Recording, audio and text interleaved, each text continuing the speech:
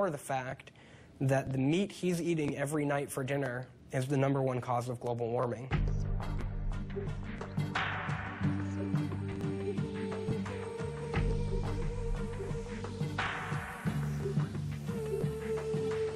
I'm Alicia Silverstone, and I'm a vegetarian. There's nothing in the world that's changed me as much as this. I feel so much better and have so much more energy. It's so amazing.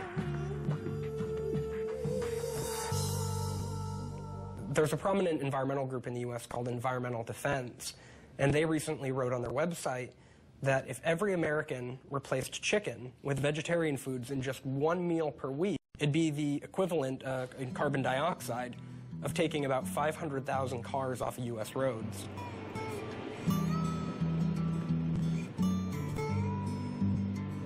Here in the United States, big is beautiful. This applies to the cars and definitely to the steaks. The average American eats 124 kilos of meat a year, 44 more kilos than the average Dutchman. At night, at the hotel, I watch a classic about American factory farming. Here you go, Leo. Psst. Leo. Who are you? And how did you know my name? I am Muphius, and I know a lot about you. Have you heard of the Matrix? The Matrix? Do you want to know what it is?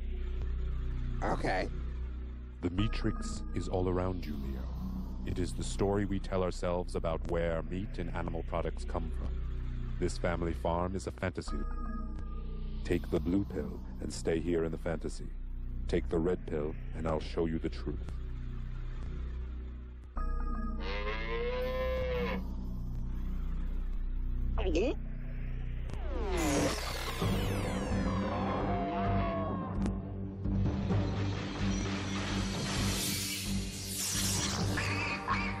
Welcome to the real world.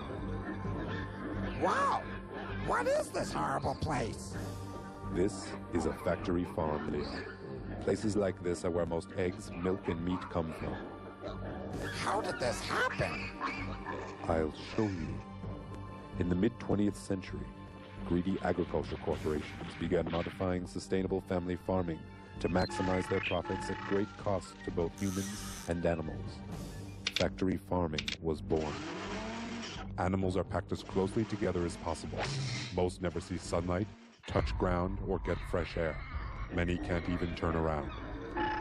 These cruel conditions cause fights and disease amongst the animals. To fix this, the corporate machine began systematic mutilations, practices such as debeaking chickens. And they started adding a constant dosage of antibiotics to their feed just to keep these poor wretches alive. This overuse of antibiotics breeds super strains of resistant disease-causing germs. Every day we get closer to an epidemic that cannot be stopped. Ew! What's that smell? 12 million pounds of excrement. This pollutes the air and groundwater. That's why communities near factory farms often suffer from high levels of related sicknesses. Well, it smells like shh. And what's more, factory farming corporations have been destroying communities and mistreating their workers for decades. Since 1950, over 2 million small hog farms have disappeared. If they continue at this rate, there'll be no real independent family farms left. That is the Matrix, Leon. The lie we tell ourselves about where our food comes from. But it's not too late. There is a resistance. Count me in!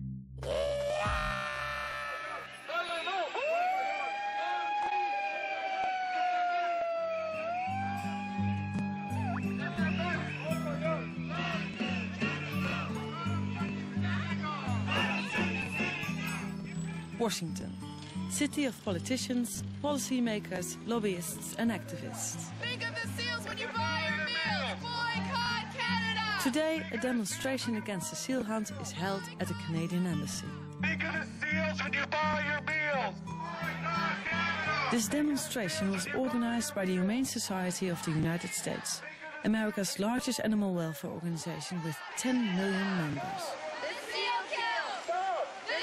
kill! 30 minutes later, I have an appointment on Capitol Hill with Wayne Purcell, the president of the Humane Society. Hi. Hello there. Hi. Hello there. Welcome to the United States. Welcome to Washington, our nation's capital. Thank you. And we're so proud of what you've accomplished in Thank Holland you. with your election. We all took note last November of how you were elected, and you're the first party for the animals in the world to achieve this. True. So thank you. And Thank we look you. forward to learning about what you've done. Oh, okay. It's so nice to meet you finally. You're the biggest organization on animal welfare. Yes, we are. We have 10 million supporters here in the United States in terms of paying supporters. Yeah. And then, of course, we have millions more who believe in what we're doing, and we're here to organize that sentiment to achieve political reforms for animals, among doing other things. We try to pressure corporations to do the right thing, and we educate the public, and we do hands-on care of animals as well. But the political work here in Congress is very important. Hi. You guys quit. 1, 2. Factory farming is the biggest abuse of all, because in the United States alone, there are 10 billion animals raised for food. It's an extraordinary number, and the average American eats 80 or 85 animals per year. And we want to see that number reduced, and we want to see the animals out of these terrible confinement systems. Why do you think Al Gore didn't mention factory farming? You know, I think that he probably thought that he was giving a lot of information already to people with an inconvenient truth, and maybe he thought people would shut down if it affected them too personally.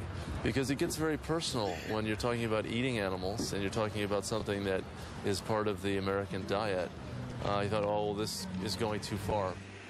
But the public is slowly waking up. I do not believe that we can have a good situation for animals or the environment if we continue to eat as much meat as we are eating.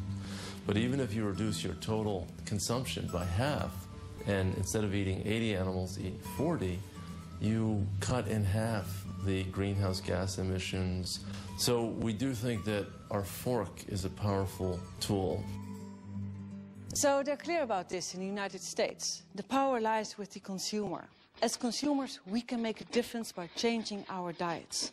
Matt Prescott says that meat is the #1 cause of global warming, and he gives a good example of this. If every American ate no chicken for just 1 day a week, then this would reduce just as much pollution as taking 500,000 cars off the road.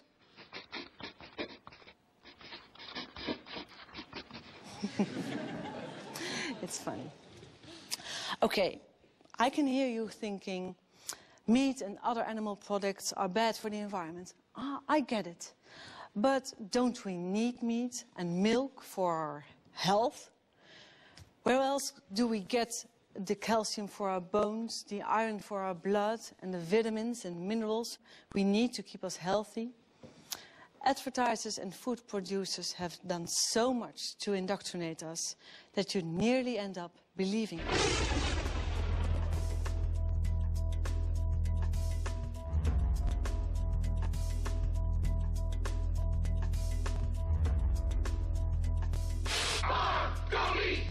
Pints of lamb are only $1.99 a kilo.